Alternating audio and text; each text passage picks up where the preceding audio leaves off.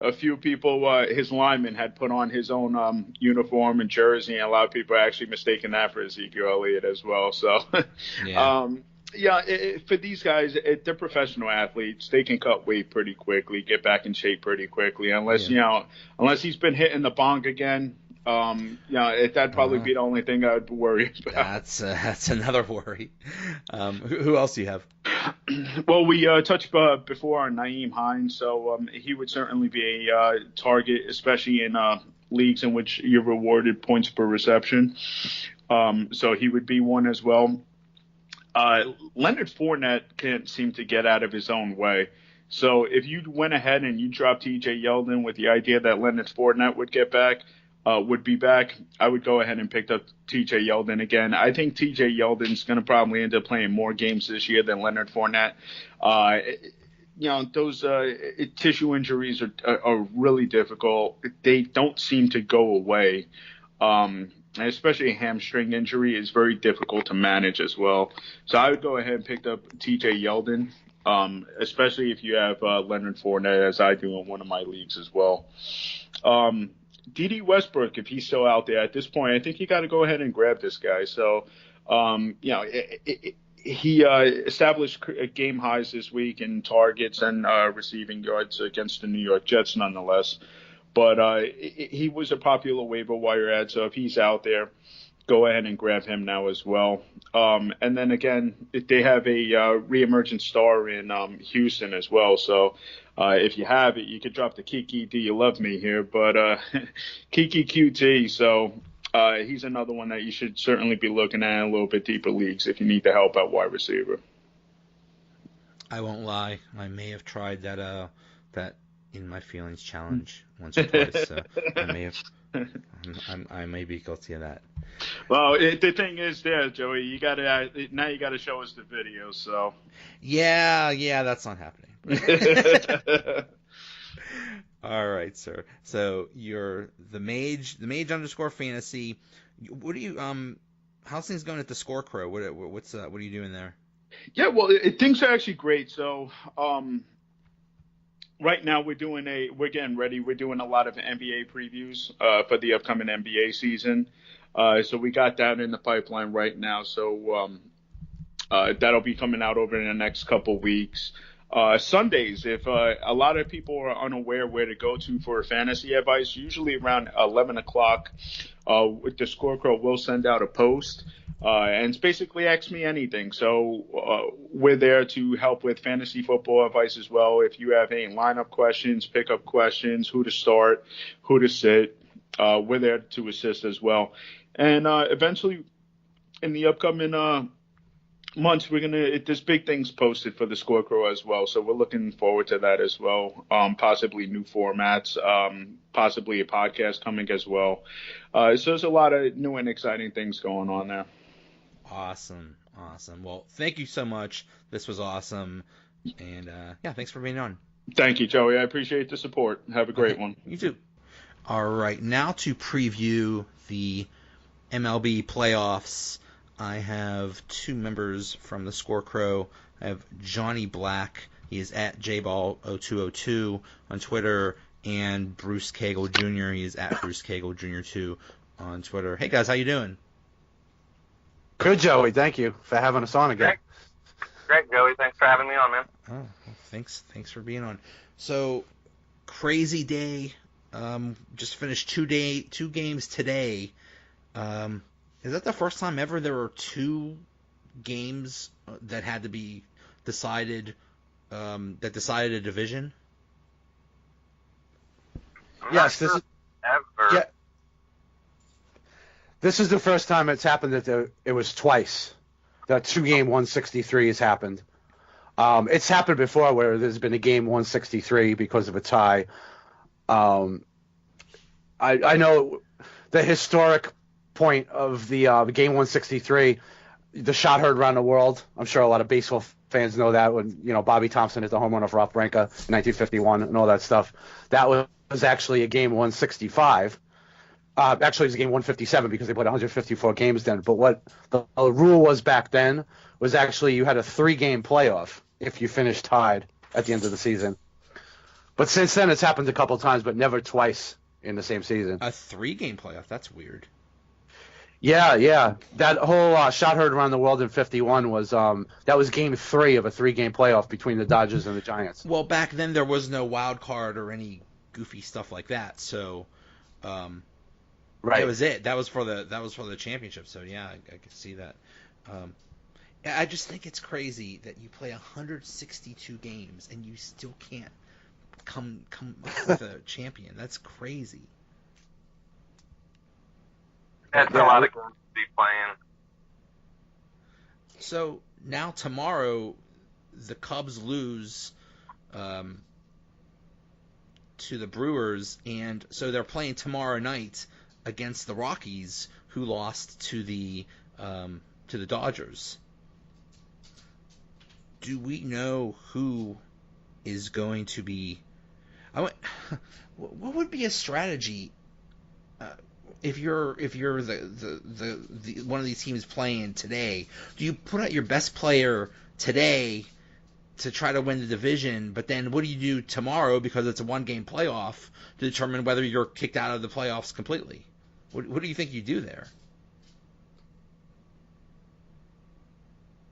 Well, I think the Cubs are going to be throwing out John Lester. I have a feeling on that one. I'm not too worried about what they think they're doing there. They have experience. They kind of know this spot. The Rockies have a couple of different options. You can go Senzatella, or you could go Freeland on 4 days rest, which would be short, but Freeland's been their best pitcher over the course of the year. So, but then again, the Rockies, they could also throw a bullpen game to a point. They could throw Freeland out for a couple of innings, 2 or 3 innings, and then they could turn it over to some of their bullpen members they did not use today. Because you have to remember, they had the ability to use the 40-man roster today, but they won't have it tomorrow. And so they'll have to use some of the relievers that they have depended on all year in the game if they get to that point. If Freeland can't get them through a couple of them, or if they choose to throw out Senzatella, or maybe start Russin for a couple of innings and then do a bullpen game there. They have a few options, but I think the Cubs are going Lester. What do you think, Johnny? Yeah, I saw today, I was just looking at it actually about a half hour before we got on. It looks like they are going Lester, and it looks like Colorado is going with Freeland. Okay. So it's going to be the two lefties. The game is in Chicago because the Cubs finished with a better record. But looking at some of the hitting matchups as far as tomorrow's goes, Colorado's got some players that hit John Lester pretty well. So it's going to be interesting. Holiday, I wonder if he's going to be on the roster for the playoffs. I would assume so. But he's actually 10 for 27 in his career against Lester, so he likes facing him. Arenado, Desmond, and Blackman all do well against him too. Whereas the Cubs really haven't seen Freeland much. I think they've only faced him twice in his career. So I think that's kind of what Colorado was thinking. Like you said, Bruce, Freeland coming on like a day's short rest. But I think the idea is that they really haven't seen Freeland much, and they really don't hit him particularly well either. So I think that was the thinking behind starting him tomorrow, even on that day's short rest. Because they will have 2 days off. I mean, they will have, they'll have 2 days off. I believe the NLCS starts on Friday. No, it starts on Thursday. So they'll have a day off in between, but... You got to watch out. Nolan and Story both are on fire right now. I mean, Nolan hit another home run today. I know they were down 5-0, but he crushed that ball. You got a guy like Nolan hot. You got a guy like Story hot. Nolan crushes lefties. He hit 368 this year against them.